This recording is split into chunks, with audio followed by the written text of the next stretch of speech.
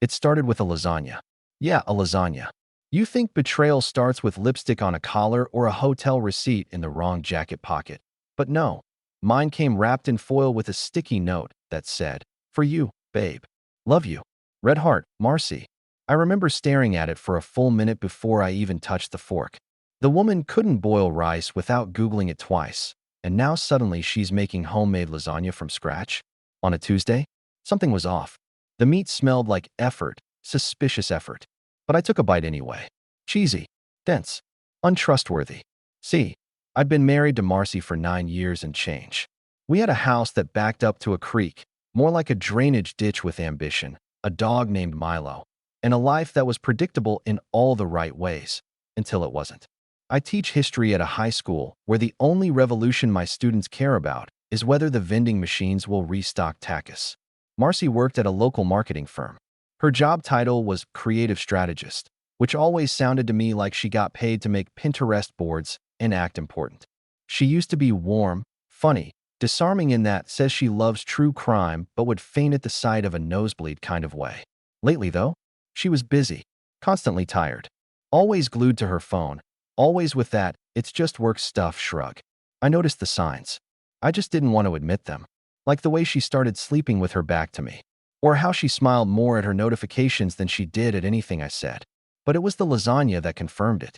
You don't just become a thoughtful chef overnight unless you're trying to soothe your conscience with ricotta. So I did what any strong, rational man would do in 2025. I pulled out my iPad and opened a spreadsheet. I titled it, "Signs My Wife is Cheating." Column A, date. Column B, suspicious behavior. Column C, explanation, hers. Column D, counter evidence. I gave myself 30 days. 30 days to observe, to gather. No confronting. No accusations. Just cold, clinical data. On day 3, she said she had to work late, again, and came home smelling like citrus cologne and someone else's shampoo. Her explanation? Brainstorming session at Braden's place. He has a whiteboard wall. Uh-huh. You know who else had a whiteboard wall? Hitler. I didn't say it, but I thought it. Day 7. She laughed at a text and locked her phone like it owed her money. Day 12. She canceled our anniversary dinner because something came up at the agency.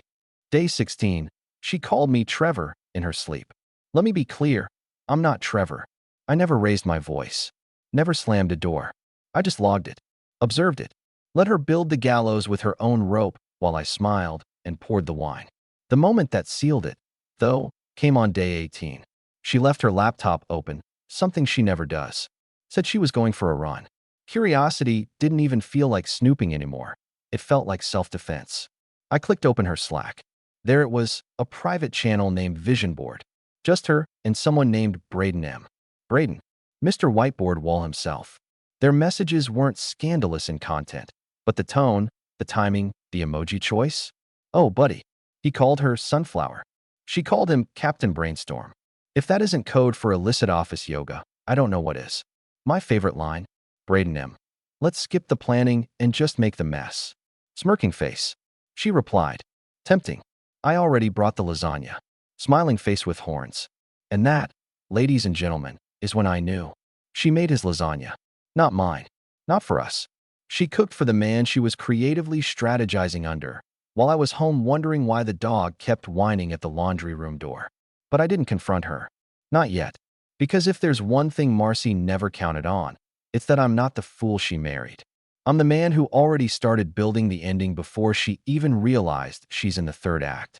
So here's the funny thing about affairs in the digital age. It's not the whispers you catch, it's the breadcrumbs. And Marcy? She was a walking loaf of sourdough. After I discovered the Vision Board Slack channel, I decided to build a vision board of my own, full of digital footprints, location tags, and screenshots. I didn't go full spy movie, no GPS trackers or secret bugs. I just watched. Patiently. Carefully. She thought I was oblivious. And let me tell you, pretending to be clueless is exhausting. It's like acting in a really bad play you didn't audition for, but your life depends on hitting every line. Don't wait up, she'd text, with a winking face. Have fun at your brainstorm, I'd reply, adding a thumbs-up emoji for good measure. The sarcasm didn't even need to be decoded. By week 3, I'd built a private folder on my cloud drive labeled just in case. Inside, screenshots of Slack threads, a PDF of her calendar entries, synced to our shared Google Calendar. Who knew she was that careless? A photo I took of Braden's car parked outside the Fox Den Hotel on a Thursday night at 11:06 p.m., with the timestamp neatly highlighted in yellow. One labeled audio file, Braden voicemail.wave. Spoiler, lots of sighing, lots of I can't stop thinking about last night, not a whole lot of work talk. Marcy had no clue I was this methodical. She married a history teacher, not a private investigator. But joke's on her. I teach about betrayal for a living. Julius Caesar got a knife in the back. I just got lasagna and lies. One night, while she was staying late to prep a pitch, I made dinner for myself and Milo. Chicken, brown rice, dignity. Milo sat next to me, ears up, waiting for his piece. You know, buddy, I said to the dog, you're the only one in this house who doesn't lie to me. He tilted his head like he understood. Dogs always know. That night, I found the last piece I needed, a joint hotel reservation. How? She left her Gmail open on the guest laptop in the den. Her browser auto-filled the login. God bless poor cyber hygiene. Confirmation email from the Fox Den Friday. Room 307. 2 guests. No initials. No cover name. Just bolded. Reservation under Marcy Dalton. She booked it herself. At that point, the temptation to blow it all up right there was strong. Oh, so strong. But revenge, my friend, is like espresso. Better served hot, but taken in small, intentional sips. So I did something completely unexpected. I booked room 308. No joke. Right next door. Same floor. Same date. Same time. I even called the concierge. Hi. I need a quiet room. Business travel. Oh, and if possible, can I get a wall adjoining room 307? I like to keep my enemies close. The guy laughed. I wasn't joking. I packed light. One change of clothes. One small voice recorder. One journal labeled Field Notes. And a pen. Marcy left Friday morning dressed like she was going to a TED Talk for hot marketers. Said she had an all-day team offsite. I kissed her cheek and said, knock him dead. She smiled like she already had. At 5:15 p.m., I checked into my room. I wore my old college hoodie and brought a bag of vending machine pretzels like I was just some dude in town for a seminar on public speaking. At 6:03, I heard them enter next door, laughing. Then the door closed. Then music, bass-heavy, sensual, tacky. Marvin Gaye for people who learned romance from car commercials. And then silence. I didn't need to hear anything graphic. That wasn't the point. No, the point was recording the exact time they entered, how long they stayed, and the sound of her voice when she giggled. The same giggle she used to save for me when I made pancake art on Sundays. I wrote everything down, methodically, like I was preparing for a trial. Because I was. But here's what Marcy never realized. I wasn't just documenting betrayal. I was engineering her downfall. Because every woman who builds a castle out of lies forgets one thing. I build catapults. By now, I had 3 things. A folder full of evidence. A front row seat to the Marcy and Braden Variety Hour. A plan so calm it would scare a therapist. See, most guys in my position would go for the big blow-up. Public confrontation. Yelling. Maybe a beer bottle thrown against a wall. But I wasn't going to give Marcy the drama she clearly craved. No. I was going to give her structure. Something with layers. The kind of betrayal that unfolds like a fine wine. Bitter. A little dry. And unforgettable. So I started by getting friendly. Too friendly. You've seemed stressed lately, I said one night, handing her a glass of wine like the thoughtful fool she believed I still was. Just a lot at work, she replied, rubbing her neck like someone carrying the weight of fake invoices and real adultery. Maybe we need a reset, I said. Something to rekindle us. A couple's retreat, maybe. Her eyes lit up in a way that made me want to scream. She liked that idea. Not because she believed in the marriage, but because it gave her more cover. What better alibi than going to therapy with your husband while secretly making a Pinterest board for your affair? So I found a retreat. 3 hours away. Booked it for a weekend, she suggested. The same weekend Braden had a conference in that city. I played dumb. Enthusiastic, even. Oh wow, small world. I said casually when she told me about Braden's trip. We probably won't even cross paths, she said too quickly. He'll be in sessions all day. I bet. We arrived on a Friday. The retreat was held at a lake house converted into a healing lodge. Think yoga mats, essential oils, and at least 3 people named Sierra. I leaned into it, did the breathing exercises, wrote 3 lies and 1 truth on a vision board. She wrote, I am grateful. I am whole. I am ready to move on. I am faithful. Guess which one was the lie? While she stretched and chanted with people in overpriced athleisure, I took a short trip down the road to the conference center where Braden was allegedly workshopping innovation. Walked right past the lobby, straight to the concierge. Hi, I said, holding up a crisp $50. I'm helping plan a surprise engagement. Can you tell me if Braden Mitchell is staying here? She smiled and checked. Yes, room 411. I smiled too. Then I dropped the $50 and said, one more thing. Could I leave something for him at the front desk? What I left was a manila envelope. Inside, a copy of the Slack screenshots, a photo of Marcy kissing him in the hotel hallway, a note that read, just so we're all on the same page. Then I left. No name, no number, just the sting of being watched. That night at the retreat, Marcy was jumpy. She checked her phone like it owed her money. She said her stomach hurt and that the tea made her nauseous. Oh no, I said. Maybe you're not as centered as you thought. She didn't laugh. I did.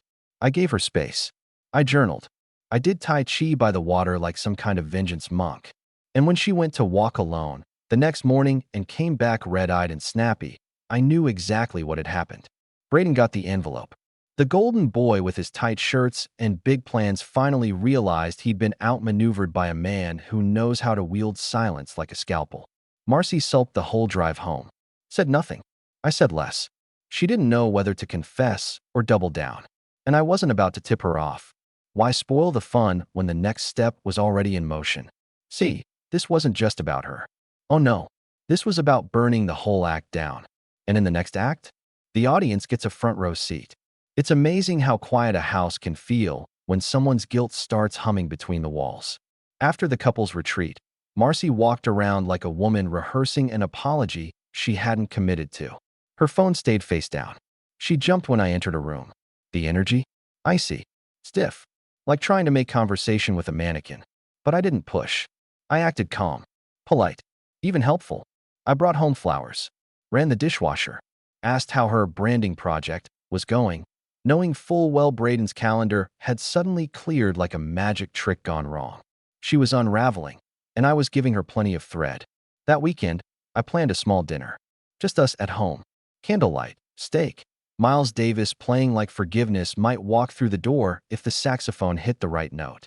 Marcy dressed up, too much for a meal between spouses trying to patch a marriage. But I said nothing. Let her think it was a clean slate. A reset. Let her think she still held the upper hand. Halfway through her second glass of wine, she finally spoke. Something's been weird lately. I looked up from my steak, knife and fork still in hand. Weird, she nodded, swirling the wine like a villain in a soap opera. Yeah, I feel like you've changed. Oh, she hesitated. This wasn't the confrontation she was ready for. She wanted to be confronted because that gave her control.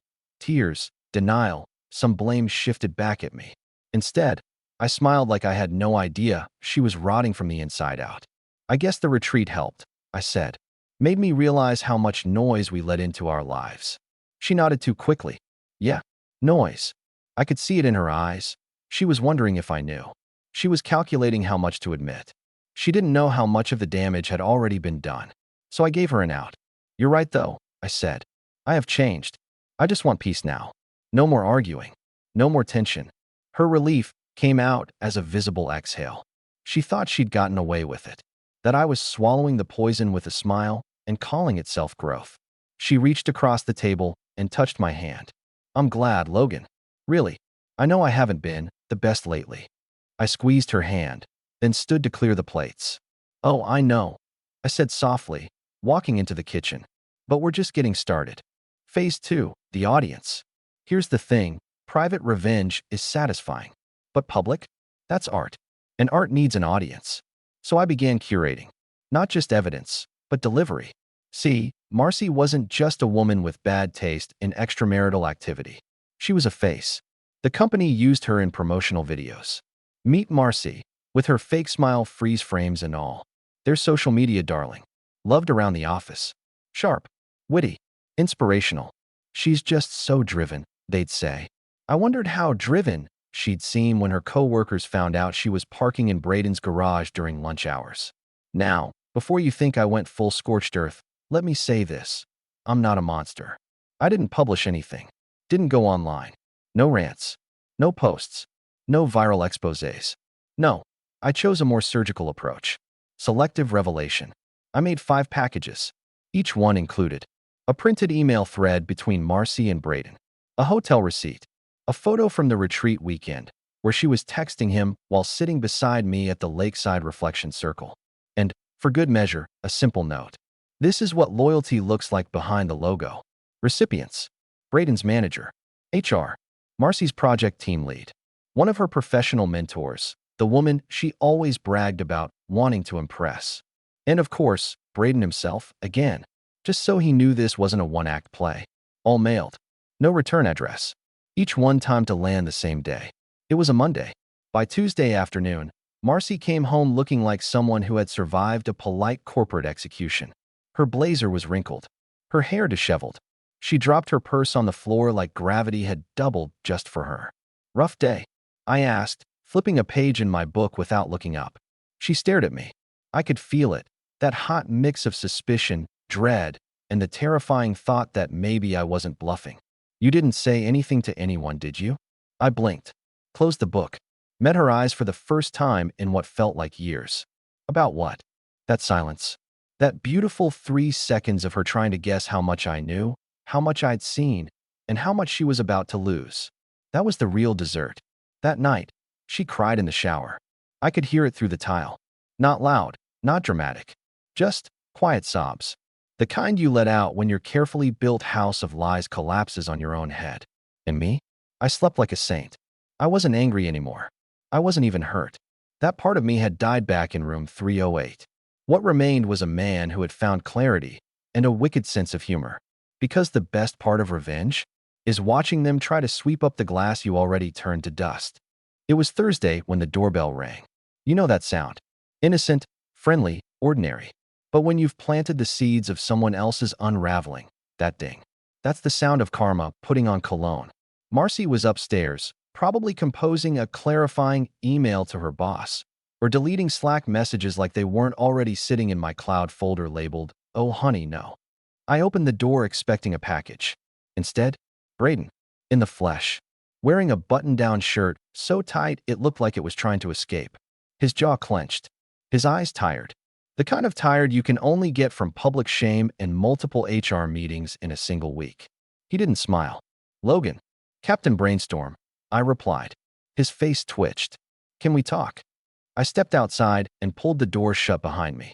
Milo was barking upstairs, probably wondering why we were letting a raccoon in a Rolex speak on our porch. "I assume this is about the packages," I said. "You're proud of that?" "No," I said, leaning against the porch rail. "I'm surgical about that." He sighed. "You didn't have to involve work. You could have just talked to her." I tilted my head.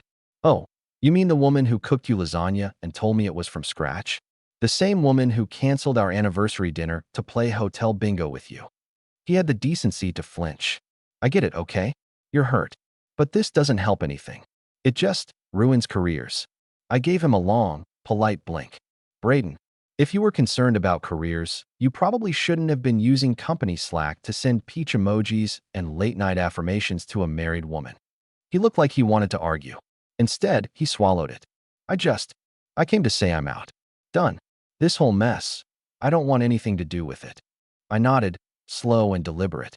"Well, that's smart." He looked surprised, maybe even relieved. "But since you're already here," I added, "you might want to tell Marcy that room 307 left a Yelp review." His face twisted. "What?" I smiled. 5 stars. Quiet. Cozy. Not soundproof. He didn't say goodbye.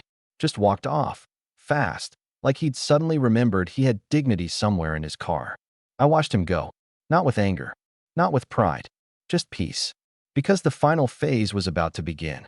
By now, Marcy was hanging by threads. Personal, professional, emotional. She still hadn't confessed anything. Still tiptoed around the truth like I couldn't see her footprints all over the wreckage. But I didn't want an apology. I wanted her to see herself. So I built her a mirror. One night after she went to sleep, face scrubbed, lips silent, the usual routine. I got to work. I printed everything. All of it. The photos. The Slack. The email Braden sent her asking if she packed the other perfume. Her reply, only if you behave. Every document was labeled, time-stamped, chronological. Then I arranged them like a gallery across the living room walls. It took 2 hours and nearly a full roll of painter's tape. When I was done, I sat in the armchair, her favorite chair, and waited. At 6:42 a.m., I heard the soft shuffle of her feet. She padded into the living room wearing that oversized hoodie of mine she used to steal when we were dating. She stopped, dead silent. The air thickened. Time paused. She didn't speak. She just turned in a slow circle, reading, absorbing, watching her own lies stare back at her from every angle. And then she laughed. Not a real laugh. A brittle, cracked one, the kind you let out when your soul's trying to make a run for it. Did you enjoy this? She asked, barely above a whisper. I stood. No, I needed this. She looked at me, and for once, there was no acting, no spin, no attempt to gaslight her way out. Just a woman, face to face with what she'd become. I didn't mean to hurt you, she said. I nodded. But you did. Silence again. Not cold this time. Just final. And then she said the one thing I didn't expect. Okay. I raised an eyebrow. Okay. I'll pack. I'll go. I get it now. She didn't cry. She didn't throw a fit. She didn't ask to stay. And that was how I knew I'd won. Because when a person finally sees themselves for who they are, really sees it, the fight dies in their chest.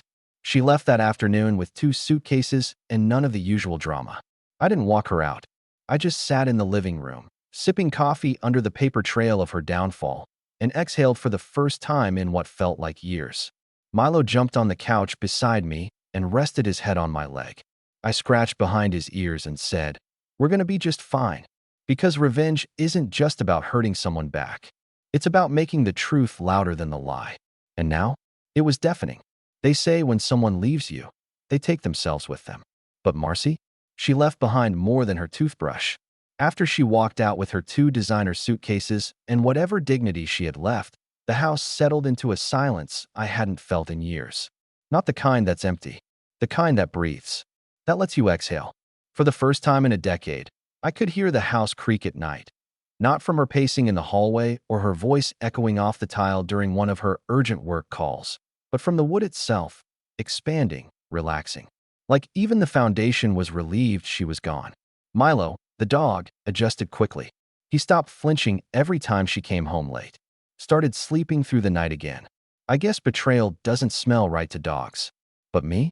I wasn't healing. I was recalibrating. Because here's what no one tells you about being the one who stays. After the storm clears, you have to inventory the damage. And you always find a few broken things you didn't notice before. Like the folder on our home desktop labeled Taxes 2022. I only clicked on it because I needed her old W-2 for a refinance I was considering. I figured maybe I could finally fix up the guest room. You know, a fresh coat of paint. Maybe a less haunted mattress. But inside the folder wasn't tax paperwork. It was receipts. Dozens of them. Flights. Dinners. Gift store purchases. Venmo transactions with notes like, "Thanks for the night crescent moon," and "Can't wait to see you again." Different names. Different cities. Not just Braden. A man named Cody in Phoenix. A seminar speaker named Julian in Tampa. A local yoga instructor I recognized from that time. She made me try goat yoga and then pretended she didn't remember his name when I asked afterward. At first, I thought maybe they were fake. Just stray charges from shared events or girls' trips. But then I clicked on the photos. Buried deep in the folder structure, under layers of folders labeled things like inspiration and branding reference, I found a series of selfies, the kind you take when you're in love with the lie. Beach shots, hotel beds, her in his jacket, him holding her phone, her kissing his cheek, captioned, "Wish this weekend never had to end." I stared at those images with the same emotion I'd feel staring at the receipts for stolen goods. She hadn't just cheated. She'd built a portfolio of it. Different men, different versions of herself. Like she was trying them on to see which fit best. And suddenly, I didn't feel clever anymore. I didn't feel triumphant. I felt like a man who had only exposed the tip of the iceberg while the rest of the ship had been sinking slowly, silently, for years. That weekend, I cleaned the house. Not because it was dirty, but because I needed to erase her fingerprints from my life, literally and metaphorically. I started in the bathroom. Gone were the 27-step skincare products and the 3 curling irons she rotated like surgical instruments. Gone was the shampoo that cost more than a steak dinner. I replaced it all with simplicity. A single bottle of 2-in-1 shampoo, because I'm not here to impress anyone but the mirror. Next was the closet. I donated her old jackets, the ones she hadn't worn in years but refused to part with, just in case fashion loops back around. I boxed up the stilettos she only wore when she had meetings at external locations. You know the ones. Finally, I reached the drawer. The one she called her creative stash. It was mostly notebooks, vision journals, little affirmations scrawled on pastel paper.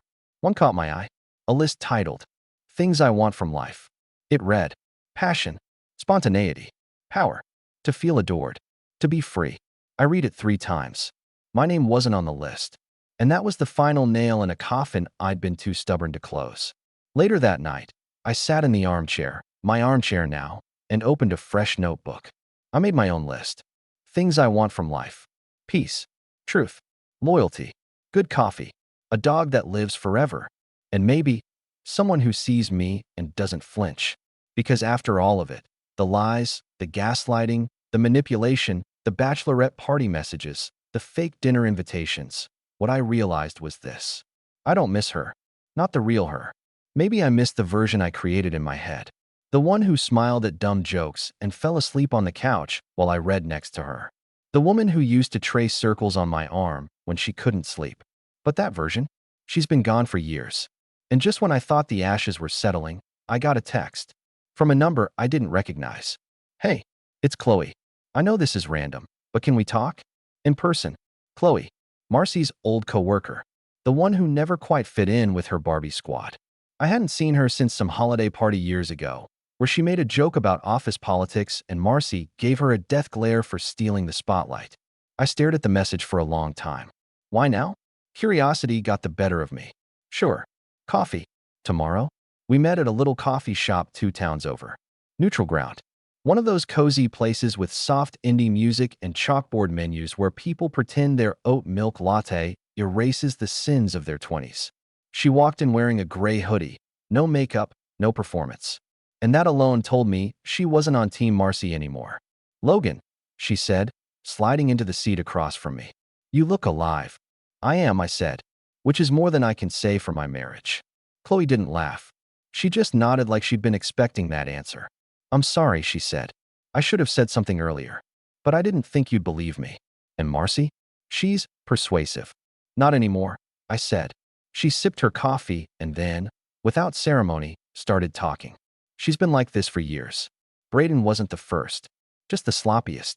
Most of them were flings with people she met on work trips. But the thing is, Logan, she never talked about you like a villain. Oh, how'd she talk about me? Like you were background noise. Wallpaper. Reliable. Boring, but safe. I didn't flinch. I just stirred my coffee like I hadn't heard it 1,000 times already in her actions. She said you'd never leave, Chloe added. That you were too loyal to walk. That even if you found out, you'd crumble and then crawl back for closure. She was only half right, I said. Then Chloe leaned forward, voice quieter. She did something worse, Logan. Something she never expected to come back around. And that's when she handed me a manila envelope. Inside, a copy of a paternity test, dated 6 years ago. No name, no signature, just one fact highlighted in yellow. Probability of paternity, 0%. I wasn't supposed to see it, Chloe said. But I did. She was pregnant, and the timeline didn't fit. You were out of town for a week. Remember that conference? I did. I remembered calling her every night from the hotel room while she barely answered. She panicked. Chloe continued. Swore it didn't matter. Said she'd just never tell you. That raising a child together was more important than biology. I didn't speak. Couldn't. The silence wrapped around me like a noose. She never even looked back, Chloe said. Just moved on. Like it was a choice she made for both of you. I didn't confront Marcy immediately. That would have been too easy. Instead, I requested a copy of the test myself. Quietly. Legally. Then waited. 3 days later, it arrived in the mail. Same result. 0%. I looked at the photo of the girl I'd raised like she was mine. And for the first time, I understood why Marcy had always kept me at arm's length. Why she flinched when I talked about family traditions. Why she'd never wanted me at the school's father-daughter brunches. Because every time she looked at me, I was a reminder of the lie, of the man I wasn't. And when I looked in the mirror now, I didn't see a fool. I saw a man who had been set up to fail and still showed up anyway. Every field trip, every doctor's visit, every scraped knee. I was a father in everything but biology. And somehow, that hurt more than the cheating.